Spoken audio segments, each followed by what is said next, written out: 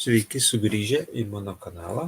Tai va šį kartą parodysiu savo jau pirmuosius žiemos kolekcijos papildymus. Tai šį kartą gal pabandysiu kitaip, iš tos pusės, kad ne tik stalo žaidimai bus. Tai Avatar Game. Tai čia irgi buvo vienas iš garsiausių Kickstarterių pastarųjų metų. Tai va žiūrėsim, ką aš čia gavau. Visai cool dice bagas.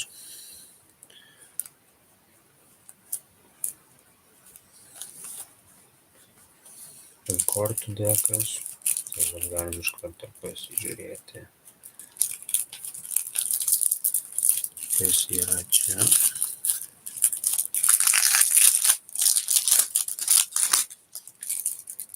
Kortų kaladė. Padaryta kur atplėšti, bet ne taip lengvai plėšiasi. Taip. Kortų tekstūra įdomi, tikrai blizgi iš abiejų pusių.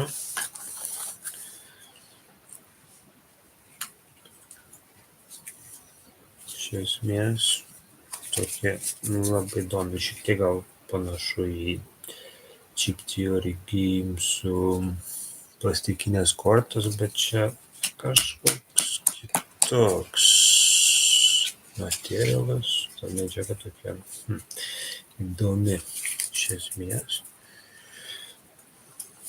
Taip. Toks action dekas. Toliau daisai. Labai standartiniai D6 su elementų simbolika. Tai va toliau. Čia yra žemėlapis.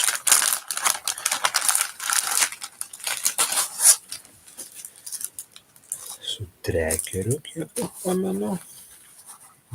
Materialas toks kaip tokių mažų staltiesių stalo. Tai, o žemėlapis, manau, visiems žinantiem Avatar yra tikrai aiškus ir paprastas, kur kas yra. Tai vat, kol atidarinėjau, iš karto galėsite paskui pakomentuoti po video, ar norite ir RPG kontento, nes aš kiekvienais metais bent po keletą dalykų gaunu iš Kickstarterio, ar šiaip ką nusipirku iš tos kategorijos, tai tikrai būtų ką parodyti. Taip, čia geras klausimas. Kas yra? Kažkas čia kaip užrašinė būtų. Ir, aišku, pagrindinis dalykas, tai 2 knygos. Nors ir hard coveris, bet vis tiek jaučiasi, kad knygos lankstosi.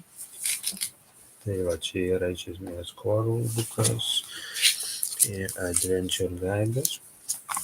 Tai va, šiaip įdomu, kur printinta, nes dabar bent jau pastaraisiais metais labai daug RPG knygų yra printinama Lietuvoje. Garsiausio leidėjai iš esmės, man atrodo, gerai pamenu, Modifiuso knygos yra Lietuvoje printinamos ir Edge Studios knygos yra printinamos Lietuvoje, gal ir dar kažkas. Jeigu kažko nemaišau, bet tikrai vis daugiau ir daugiau. Adventure guidas, vėl žemėlapis, tas pats, puslapiai tikrai labai kokybiški. Daug arto, teksto, aišku, vienas iš geresnių dalykų tai yra, aišku, žymėtis, kur ką palikai, kur paskutiniai vietai sustojai. Taip. Na jo, labai daug dalykų, ką čia reikės paskaityti, pasiaiškinti, bet per knygos tuo ir įdomus, kad čia yra ne tik žaidimas viduje, čia kažkas matosi, bet čia minimalų gal broko elementai čionais, bet nieko per daug baisaus, tai baigiant savo mintį, tai yra įdomu ne tik pravesti žaidimą, jį sužaisti, bet tiesiog paskaityti patį lorą ir kitus dalykus, kas yra surašyta, nes tikrai atliekamas neprastesnis darbas, viską supildant ir panašiai. Pažiūrim, kur printinta. Long Pack Games printina. Nežinau, kur tai yra. Jei kas žinote, galite, aišku, visada parašyti komentaruose. Tai va, Adventure Guidas ir dabar ko rubrikos.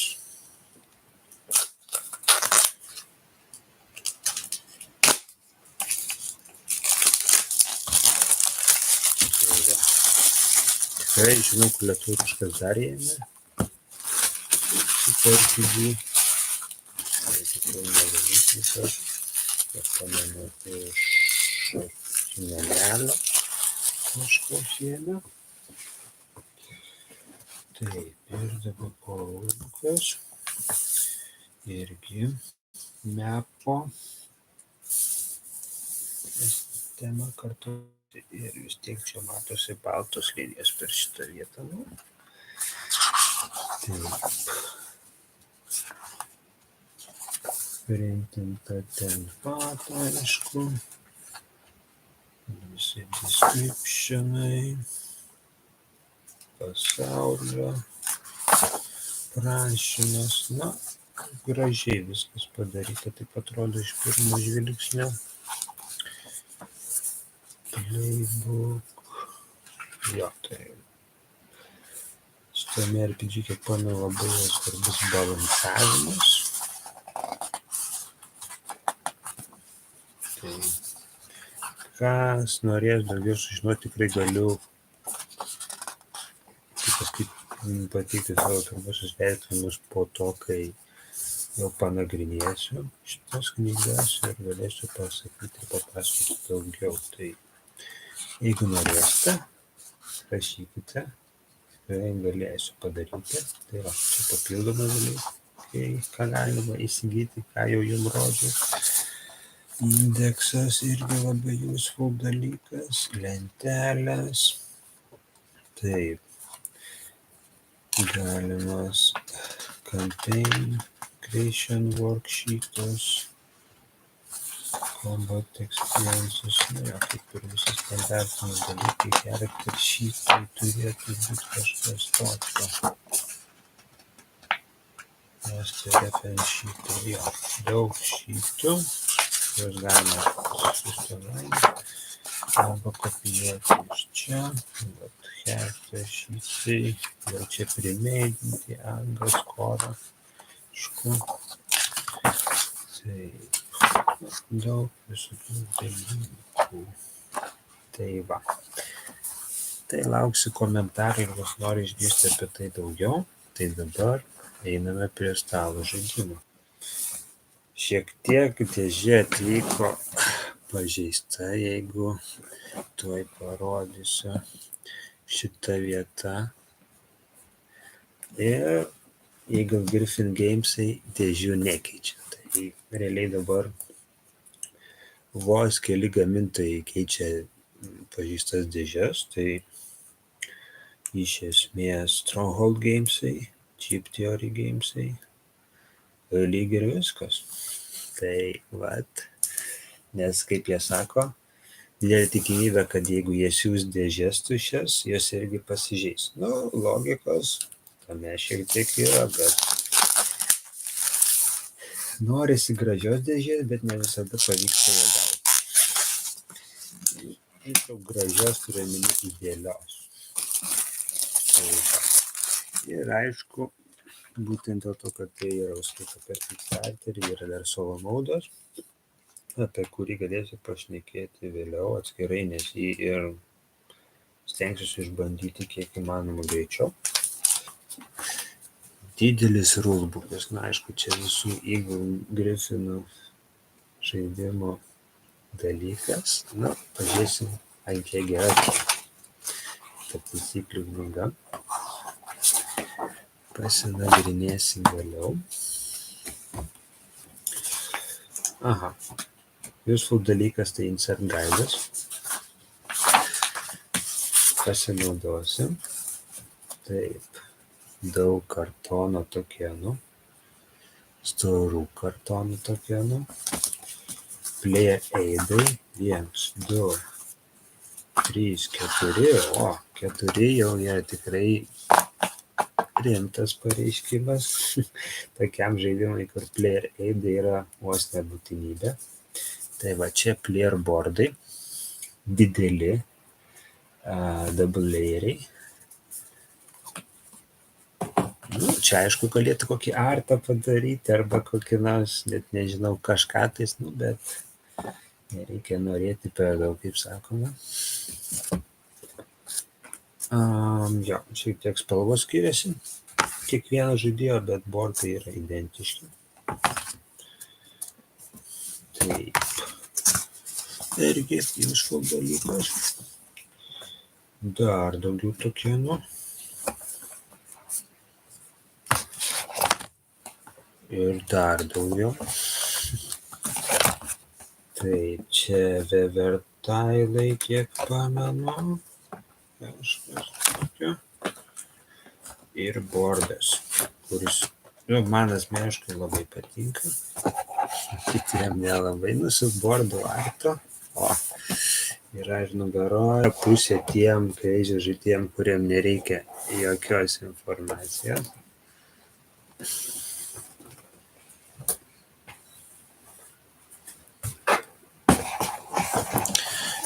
Ir, aišku, bordas tiem, kurie nori visko. Tai va, huge dalykas. Žiūrėsim, ant kiek viskas useful ir panašiai. Bet bordas yra tikrai didžiulis. Dar labai patinka, kad čia yra išimami trejai. Tai yra knygos, tikras grožis.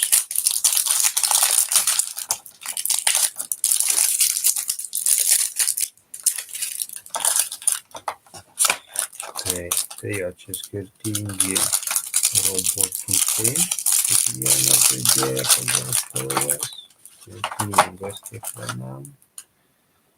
Tai ja, čia viskas aišku, tai kitokie, viskas inskrieninta. Insertas gražus, praktiškas. Jei nebūtų dėmžos, tai viskas gražu. Tai va, o antras žaidimas, ką šiandien norėsiu pristatyti, tai Alstalo Draft. Jau išgarsėjęs su Dice Towerio pagalba iš Šveicarijos, tai šiek tiek problematiškiau gauti.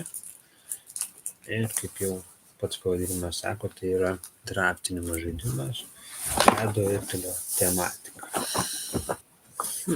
O, čia trofėjus, kuris stovi ir kurį galima kažkam įteikti. Bordas, šiek tiek paliukęs, bet ištiesinsiu.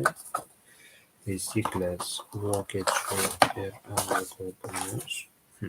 Tokienos. Standartinio dydžio kortos be plastiko, kas yra labai smagu. Tokienai. Iškritę tokienai, bet viskas gerai.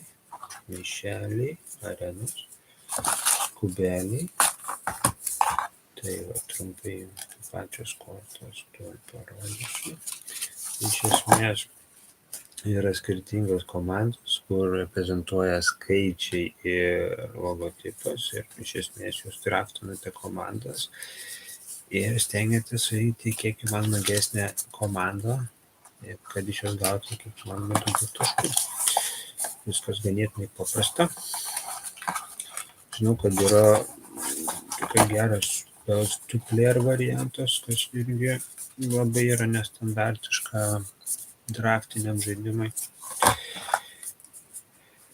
Tai va, tiksliau treneriai, skirtingais poweriais, player tiketai kažkokie, reikės pasidomėti detaliau, bet tikrai žaidimas tikrai yra gerai vertintas ir žinau tikrai, kad bus expansionai šiais metais, jeigu aš neklystu, ar Kickstarteryje, ar retail'e, ar kažkas tokio. Tai irgi nėra labai daugiau nieko, tai reikės pasidomėti, bet pradžią, aišku, reikia išbandyti. Ir čia yra arenos, kur irgi duoda skirtingus taškus už tai, kelintą vietą užėmėte pagal taškus.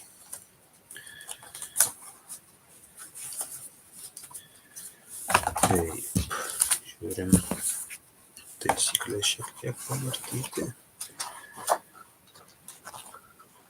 Taip, paaiškinami, taisyklės yra didelės kaip draftiniam žaidimui, per didelės. Bet žinau, kad yra daug vaidinės medžiagos, tai pasižiūrėti. Tai va, tiek su All Star Draft žaidimu.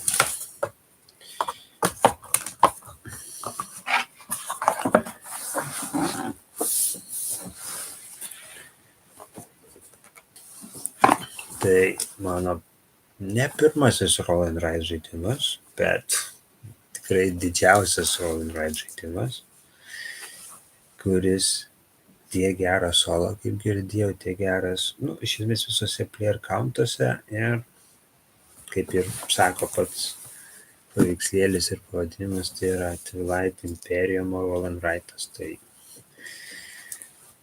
kas iš karto gąsdina šiek tiek, bet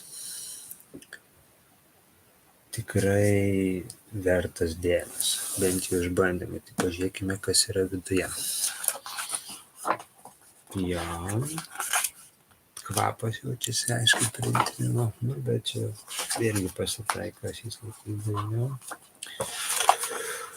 Didelės taisyklės ir daug puslapių kaip Roll and Ride žaidimų, bet aišku, nereikia kažkokio tikėtis iš Twilight Imperiumo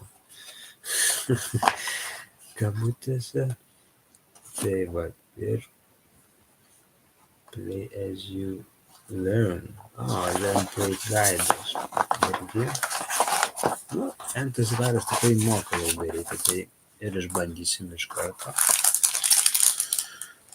Markeriai, kur, kiek girdėjau, skundžiasi žmonės, pabandysiu, pažiūrėsim, kokie daisai. Čia yra super dydis, iš karto galiu duoti palyginimą. Standartiniai ir Twilight Inscription daisai. Tikrai kažkas,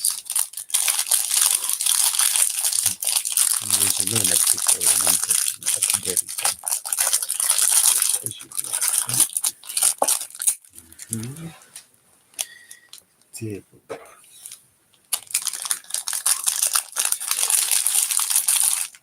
Jo, dydis tai tikrai. Čia ne tai, kad 12 ar 16 mm, net neįsivaizduoju, kiek čia 2 cm kokie greičiausiai. Ar pusantro.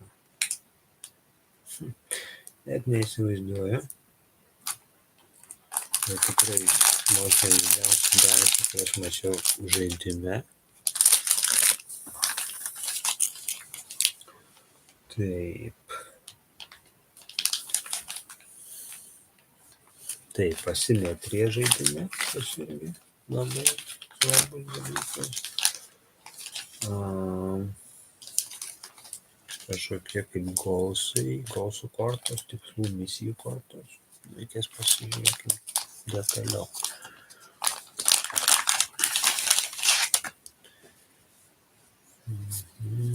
Čia speaker Jo, įdomu dalykai, kurie reikalauja didesnio dėmesio.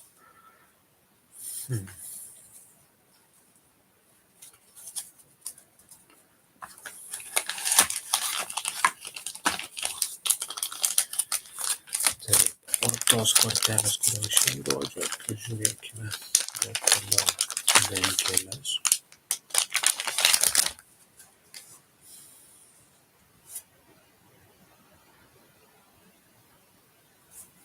Ja, taip.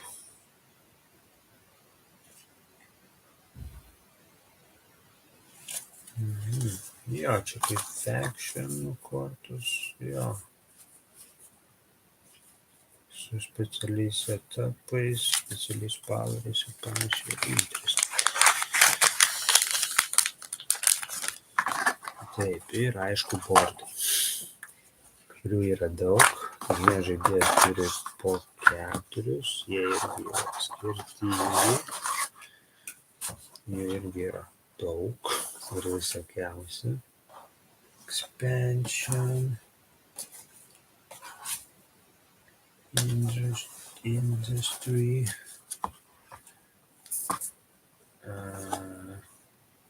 Navigation. Warfare. Jo. Forexas.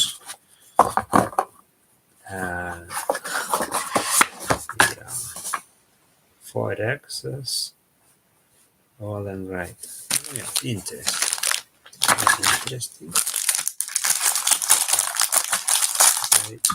Reikės išbandyti kiek įmanoma. Čia. Nežinau, dėžė sunkiai atsidaro. Tai gali būti taip, kad vėl kažkas šiek tiek kitaip padaryta, nes baltiškas editionas. Nežinau. Kai neturi palyginimo su anglišku, tai sunku pasakyti. Taisyklės kiekviena kalba, kas yra pliusas. Stovumas kartono visai nieko. Bordai irgi, gal pats paviršius toks keistokas, bet stori. Tai visai nieko. Maišelis tikrai man patinka, spalvos patinka, dydis patinka, tai tikrai patogu. Kubeliai, markeris ir kaip šokoladas, tikrai kaip šokoladas. Oi, bet nežinau ką pasakyti. Tikrai patinka, nes šokoladas.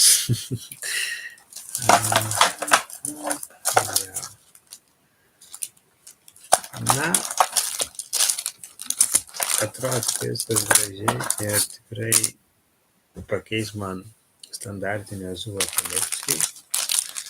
Kiek žinau, dar kažkokie skirtingi žaidimo režimai ar kažkokios ten asimetrijos galimybės ar kažkas tokio egzistuoja. Išbandysim. Ir tikrai bus įdomu. Bent pažiūrėm, kaip atrodo setupintas žaidimas iš karto. Jo, viskas standartiška. Laikas, visa kita. Tik šokoladas vietoj montažo. Tai tiek. Tikrai įdomu, kaip viską padarė, ką pakeitė ir panašiai, reikia pasidomėti. Bet visai patinka, kaip perdaryti. Ir kol kas tiek. Kaip matote pavadinime, čia yra pirma dalis. Antra dalis greičiausiai bus vasario pabaigoje ar kažkas tokio. Ir tikiuosi gausiu bent keletą žaidimų iš Kickstarterio, kurių irgi labai labai ilgai laukiu. Tai tikrai bus ką pamatyti. Tai lauksiu jūsų komentarų. Rašykit viską gero, blogo, kas įvyko, kas nepatiko video ar patiko. Tai irgi kito karto. Kol kas tiek.